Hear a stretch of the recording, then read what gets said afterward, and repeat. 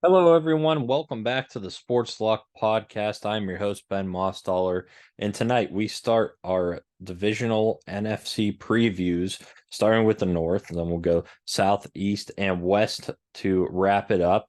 And then in the final week before Labor Day, before most of the NFL drafts are for fantasy football, we're going to have our rankings, busts, and sleepers. So that's one you're not going to want to miss. Hopefully, you don't draft until after that podcast comes out. That way, you can see who are the guys you should be going after and who you shouldn't be going after. So, we won't waste much more time. Let's jump into the divisional preview. If you haven't checked out the AFC yet, it is up over on my YouTube Sports Lock podcast. So, make sure to check it out over there. And we'll get started with the NFC North here. And that team first is going to be the Chicago Bears, who finished last in the division with a 3-14 record, which was their worst finish since 1982. Just a terrible year for the Chicago Bears, but they do have some hope this season with the division getting a little bit worse. They signed DJ Moore and Dante Foreman from Carolina. Both guys from Carolina this year, so they're trying to add some talent to the roster. Of course, losing out on David Montgomery. They get Foreman to help out in the backfield with Herbert. And of course, DJ Moore just add some wide receiver depth to that team. They also went out and drafted Darnell Wright from Tennessee, the offensive tackle, with the 10th overall pick in the draft. And then in the fourth round, they went Roschon Johnson, running back from Texas, who a lot of people could see as a sleeper this year, maybe in a deeper format. Let's talk about Justin Fields. He popped off at the end of last year. He was a solid fantasy quarterback. He finished QB6, and you got to thank him for that because of the running ability.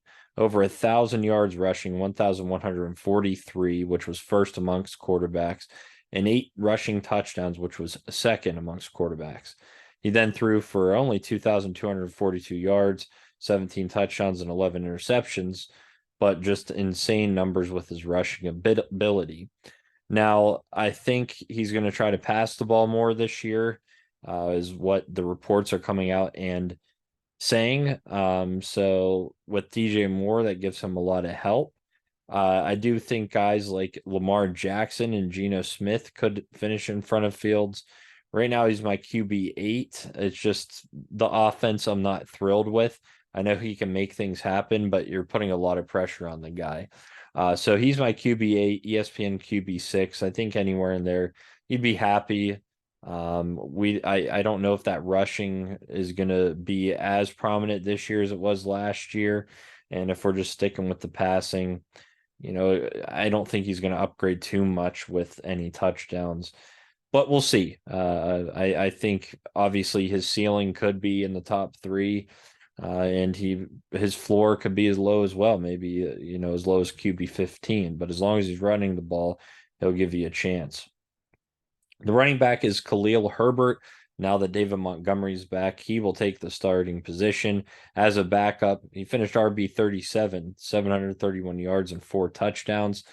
Now they add Foreman, who took over as the lead back in Carolina when McCaffrey got traded to the Niners, and he finished 2 spots higher. He actually, in the second half of the season, was a phenomenal running back for the Panthers. So, it's going to be a tough backfield there to trust anybody. Obviously, they're going to give Herbert the opportunity since he's been there for a while, but Foreman could take over easily. In a couple weeks, he could be the starter. But I think they're going to split a lot of time in that backfield. So neither of them are PPR plays with Fields running the ball, and it'll just be really hard to see any of these guys popping off. So Herbert for me is my RB34, ESPN RB36. Foreman is my RB45, ESPN RB48. Now the wide receivers, DJ Moore, Darnell Mooney, and Chase Claypool. DJ Moore finished wide receiver 24 in Carolina last year, 63 receptions, 888 yards, and 7 touchdowns, so very touchdown dependent. Claypool finished wide receiver 66, and Mooney wide receiver 70. Now, Mooney played 12 games, and he was on target to finish wide receiver 50 if healthy. Claypool still would have finished around wide receiver 70. My projection this year, Moore is the guy you want out of these wide receivers, obviously. He's the most talented guy out of this group. And I think Fields will try to force the ball to him a lot. He's my wide receiver 23. ESPN has him as wide receiver 25. We both agree Mooney, wide receiver 50, around there.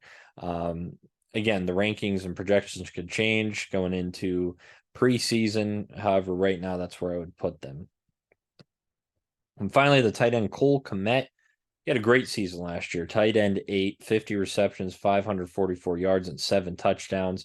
I think he'll finish with similar numbers this year, but I do see a small touchdown regression. I don't see him, getting any more than 7. I'm thinking maybe around 5 touchdowns max. With that being said, he's my tight end 14, ESPN tight end 11. So I'm a little bit lower on Kmet. He definitely has a high ceiling. I think I'm kind of judging him based off of his floor, but that's where I'd be comfortable taking him. Finally, the defense was the worst in the league last year, so that is a con, right? They have a terrible defense. Some of the pros are that Fields, he improved last season, and I think he will continue to show that into this season. I think they do jump up and win a few more games than they did last year.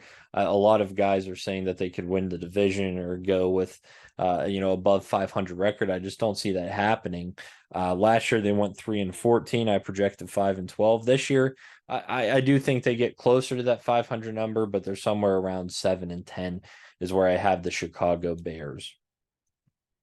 Now we'll move on to the Detroit Lions, who for some is the divisional winner for this season. That's what they're projecting. But they finished 9-8 and second in the division, which was their first winning season since 2017. They're on the up and up. They just announced the other day that they sold out Ford Field with season tickets, which is the first time that it's happened either or in a long, ever, or either in a long time. So what they do this offseason, well, the big move was signing David Montgomery. Obviously, DeAndre Swift moved on, but David Montgomery is there as the starter, or will he be for long? They went really offensive heavy here in the first few rounds to try to improve.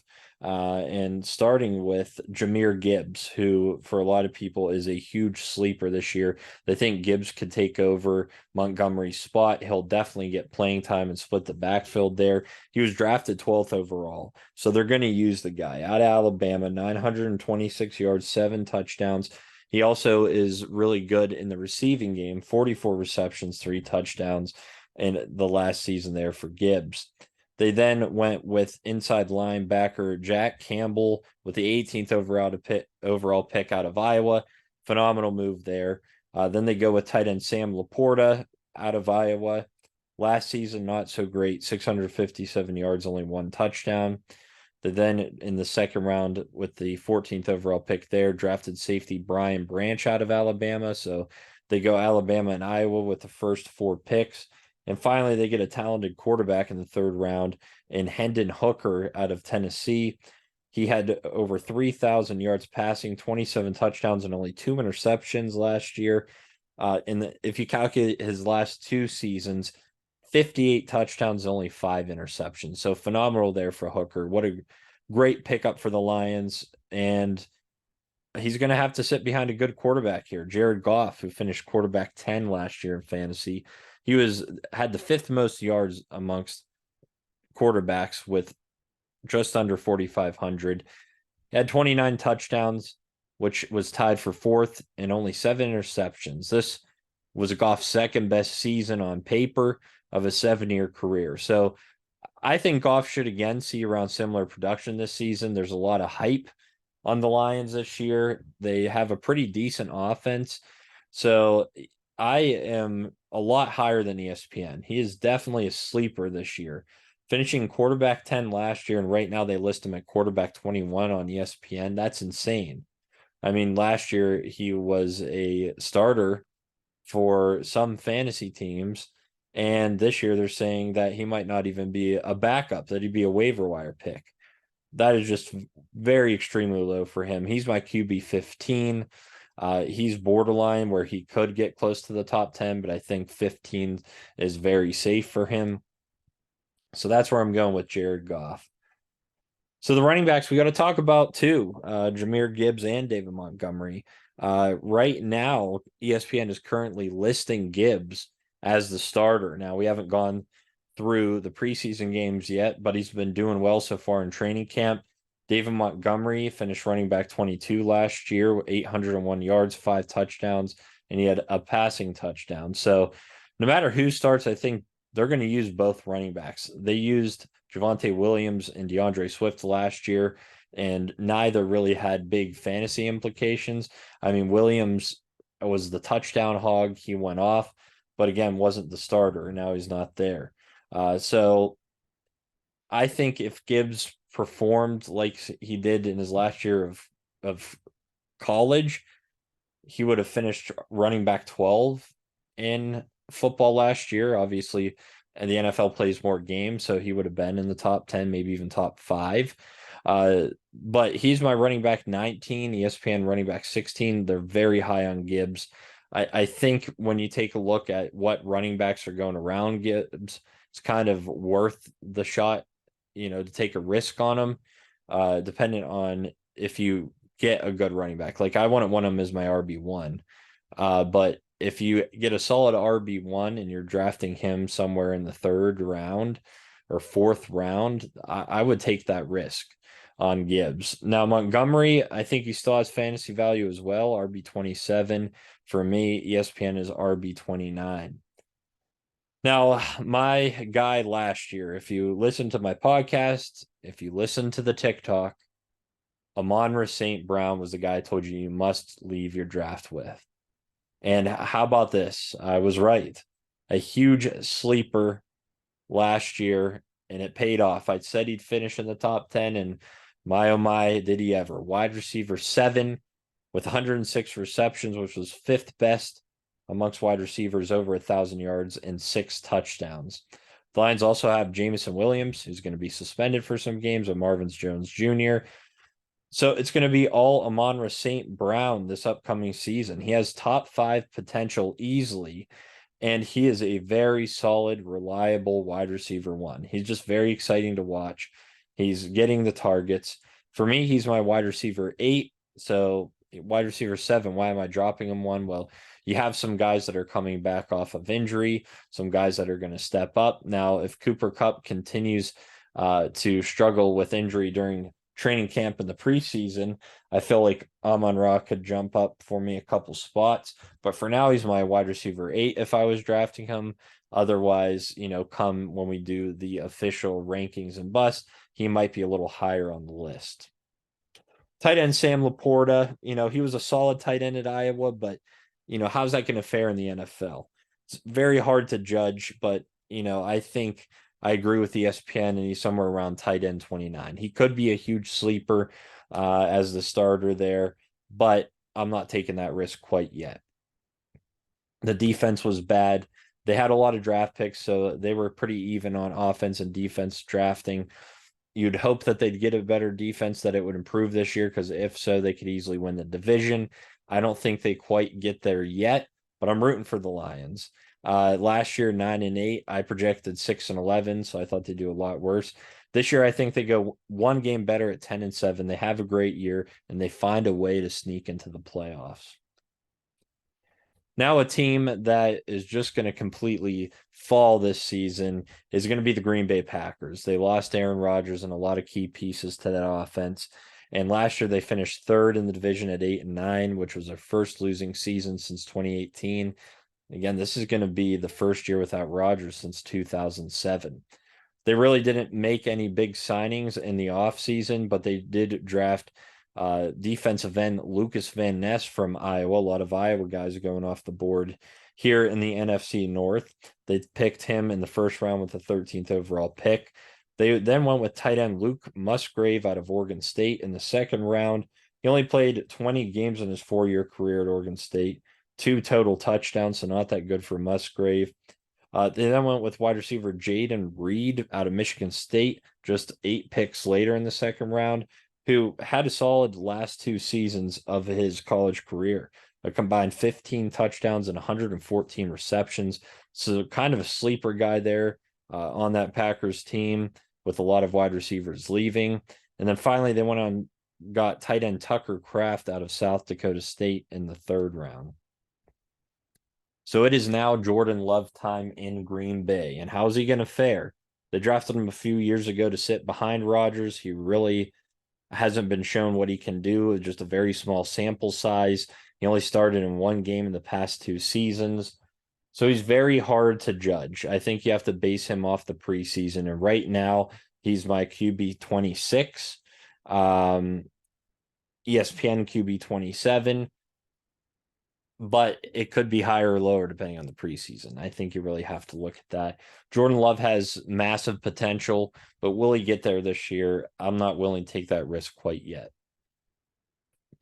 The running backs are the deadly duo, probably the best duo running backs in the NFL, and Aaron Rodgers and A.J. Dillon.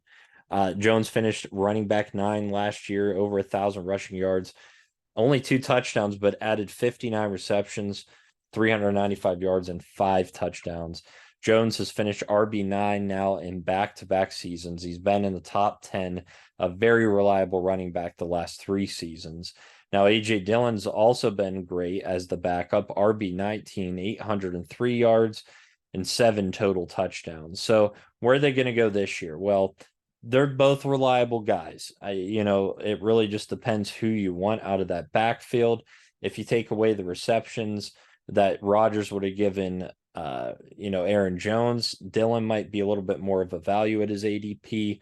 But for me, Jones is my RB14, ESPN RB15, and A.J. Dillon RB29 for me, ESPN RB32. So am I excited about Aaron Jones? What do I want to draft him? Not really, but if he's there in a decent round, maybe the 3rd round, and you snag him, he's been a reliable guy. You have to base it off that. He's been reliable. I'm just kind of concerned with the receptions this season and the, sharing time with A.J. Dillon, if that's going to make him drop a little bit lower. But again, consistent guy. So that's why he's there in my top 15. Now, the wide receiver core starts with Christian Watson, who was an amazing waiver wire pickup later in the season last year. He came out of his shell, putting up 41 receptions for 611 yards and 9 total touchdowns, which 2 of those were rushing. He could have easily finished as a top 5 wide receiver, but he's going to have to build on that connection with Love. Will Love Watson? We have to find out here in the preseason. Romeo Doubs was a guy I was very high on last season, but he was very disappointing. 42 receptions, 425 yards, and 3 touchdowns. This year, I think Watson's the guy. Jordan Love has to give Watson the ball. He can make big plays, and he's going to be the number 1 target, just like DJ Moore will be in Chicago. It's going to be the Christian Watson show in Green Bay. So both ESPN and myself agree that he's our wide receiver 21. He has much more upside that he could finish within the top 10 even, but close to the top 10, I can see he has such a high ceiling. And, the floor, you have to be a little antsy with it, give a little breathing room there because of Love taking over as the quarterback. Obviously, if Rodgers was there, we would be talking about Watson as probably a wide receiver 12 or 13. But with Love, they're giving him some high praise still. And Doubs, he's right around wide receiver 65. We talk about Luke Musgrave. He's my tight end 40, ESPN tight end 34. I'm a lot lower on him. I think they'll use multiple tight ends there in Green Bay. So I'm just not a big fan of him this season. Now, what will help the Green Bay Packers is that they have a very good defense. And their running backs are just phenomenal. But the big question is, can Love come close to even what Rodgers was? And if he does, they can win some games. It's not likely that he's going to get there, but it could be. We're just saying, could he get close? He does, a 24 touchdown, 11 interception guy could win some games there. But last year they went 8-9. I projected 11-6. I really don't have high hopes for the Packers this year. I'm a lot lower on them, as most people are. I think they finished last in the division, and they go 4-13. Lastly, the Minnesota Vikings. They finished 13-4 last year and were winners of the NFC North. And this was their second best season since 1998. So obviously, I told you that I thought the Lions would finish second. So we'll get to what I think the Vikings will do this year, but I do think they win the division. Now, their offseason moves really started with the draft, and that was wide receiver Jordan Addison, who USC had a phenomenal year last year, 59 receptions, 875 yards, and 8 touchdowns. So this guy is going to play huge in this offense since Adam Thielen's gone. I'm really a big fan of Jordan Addison, getting him in drafts. He's a huge sleeper. But we got to start with Kirk Cousins, who has just been very consistent. He's always a guy that's right around the top 10 in fantasy. Last year, he finished QB8, and he was third in passing yards with over 4,500, 29 touchdowns. But unfortunately, his interceptions were tied second worst with 14. So he's got to cut down on those to make him more fantasy relevant. But still, QB8 in his 11-year career is pretty good. So where do I see Cousins? I think he slightly declines as he gets older, right? But I still have him right around QB10. ESPN has him QB11. He's my QB10 right now. You have the best wide receiver, who we'll get to in a minute, and Justin Jefferson on the team. You had a very fast, versatile guy in the draft in Jordan Addison, and you have one of the best tight ends in the league as well. So he's got so many weapons to throw to. If he can just cut back on those interceptions, he could finish QB6 this year, but I'm comfortably putting him at QB10. Now, a guy that has a lot of hype this year because of Dalvin Cook leaving is Alexander Mattison. He has a super high ceiling this season. He was still able to get 5 touchdowns as the backup last year. And, if we calculate in him getting close to 1,000 yards and over 200 carries this season, which Dalvin Cook was getting, now it's going to go to Mattison, not much competition in that backfield. He has top 10 upside. He really does. He is a guy that I'm trying to leave my draft with. He's my RB15, and right now ESPN has him RB21. So definitely a sleeper for me. Inside the top 15 there, I might even be a little bit more excited to draft him. He's got a little bit more upside than Aaron Jones to me. So Mattison is a guy that you should watch out for. Now we got to talk about the GOAT in this year's fantasy. He's going overall number one. Not really consensus, but that's pretty much where everybody's taking this guy's number one overall. And that's Justin Jefferson, who was phenomenal last year in the last few seasons. Last year, he led the league in receptions with 128. He also had the most receiving yards at over 1,800 and 8 touchdowns. And he's finished in the top 5 in fantasy the last 3 seasons. So you can't go wrong with Jay Jettas this season. He was only 4 fantasy points behind Eckler, who was the number 1 running back last year. So my question to a lot of people is he the consensus number 1 overall pick? You have Justin Jefferson. You have Christian McCaffrey. You have, Austin Eckler, like I said, drawing a blank there. Is he the consensus number 1 overall pick? I mean, Eckler is always a fantasy guy. He's always telling his fans that he is going to do good. Jefferson is going to have a lot of the target share this season as well. He's the guy. So where do you put him? I'm putting him wide receiver 1, of course, but I think the big question is, where are you drafting? If I had the number 1 overall pick, I think it'd be tough because running backs normally go first, and probably since Antonio Brown, maybe Devontae Adams, we haven't had really a number 1 overall pick as a wide receiver. But I would probably slightly fare Justin Jefferson over anybody else. If I'm lucky to have the number 1 pick, that's probably who I'm taking. And now Jordan Addison is a guy that I think is going to move up my rank board as we get out of the preseason. But right now he's my wide receiver 40. ESPN has him wide receiver 43, a guy you can get cheap in some auction leagues. I would take that risk. Chris Olave was a guy I took a risk on last year. He's got super high upside. We'll talk about him next week. But I think Addison could be like that Chris Olave this upcoming season. Finally, tight end TJ Hawkinson. He got traded to the Vikings in the middle of the season last year. He played 10 games for Minnesota. During that span, he had 60 receptions, 519 yards, and 3 touchdowns. Although he finished tight end 2, he was on pace to finish close to the tight end 1. He was giving Kelsey some scares if he would have stayed, or I guess played a whole season in Minnesota. Now he gets the chance to. So, in my opinion, we talked about the AFC North, and I had Andrews as my tight end 2, but now I'm switching that up. I think that Hawkinson is my clear tight end 2 over Mark Andrews. I Andrews is healthy, he's phenomenal, but if you get Kelsey, if you get Hawkinson, or you get Mark Andrews in your draft, or even Kittle, there's a lot of upside in the tight end spot. And years past, it's like a huge drop off, but this year there's a couple guys that have huge upside. And if you can sag one of the 3, you're going to be golden. Their defense was rough last year, so this NFC North just is not very good defensively. So there should be high scoring affairs, some good fantasy upside there.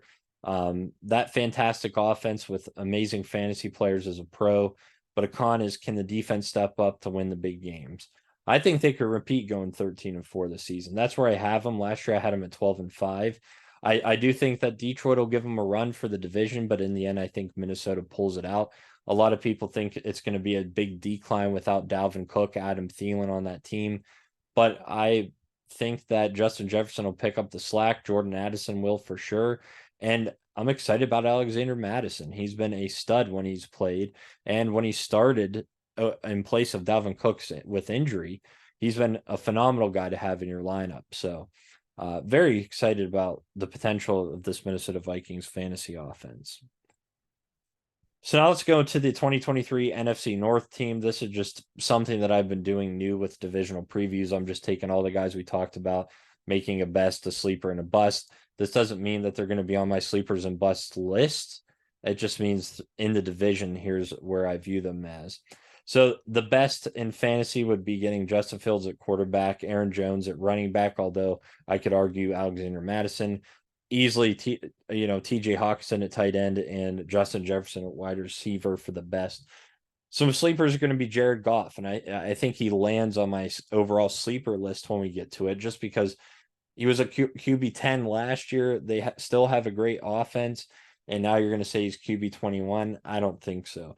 Jahmyr Gibbs, he can easily go off as a phenomenal fantasy running back. He did well at Alabama last year. Wide receiver Christian Watson, he could be a sleeper. I think guys will be a little bit more cautious on drafting Watson just because of Jordan Love, but he has clear potential to take over as being the main guy in Green Bay. And finally, I'm going to say tight end Cole Kmet. I was a little bit lower on ESPN than him, but I am judging him based off of a floor there. But I definitely think he could finish back in the top 10. Some busts for me. I think when you're taking a look at all the quarterbacks, I think Jordan Love will be the bust. People are drafting him low. I think he's going to stay down there. Khalil Herbert for Chicago is a bust for me if I'm drafting out of the NFC North. I just think that there's too many good backs. Roschon Johnson in Chicago. You got Dante Foreman there that's going to take over playing time. And with Justin Fields running the ball, it doesn't help him. Herbert's fantasy value. Wide receiver DJ Moore. I think Moore, you have him pretty high, but will he jump up to the number one wide receiver on the team? He's got the talent to, but we don't know if he has that connection yet with Fields. And finally, tight end Luke Musgrave of Green Bay. They're just going to run too many tight ends there, and he's a bust for me. Finally, touching back on the records, I had the Vikings winning at 13-4, the Lions second at 10-7. Then the Bears third at 7-10, and the Packers fourth at 4-13. That's the podcast for this week, the NFC North Divisional Preview. If you enjoyed it, make sure to follow the Sports Lock Podcast on Twitter, YouTube, TikTok, and Instagram. We've already completed the whole AFC Divisional Preview, so make sure you check those out to help prepare you for your fantasy football season. I will be jumping on here in the coming weeks on the TikTok, trying to do some live. So make sure you follow on there so that I can answer your questions. But if you have any fantasy football related questions, don't hesitate to drop them down in the chat and I will answer them live on the podcast. So next week we jump to the NFC South, and we're excited for that there to see what kind of fantasy value you have down there. I think there's going to be a lot of questionable talent there. Some guys that might be some sleepers there. So make sure to check that out. Otherwise, enjoy your week, and I'll see you next week.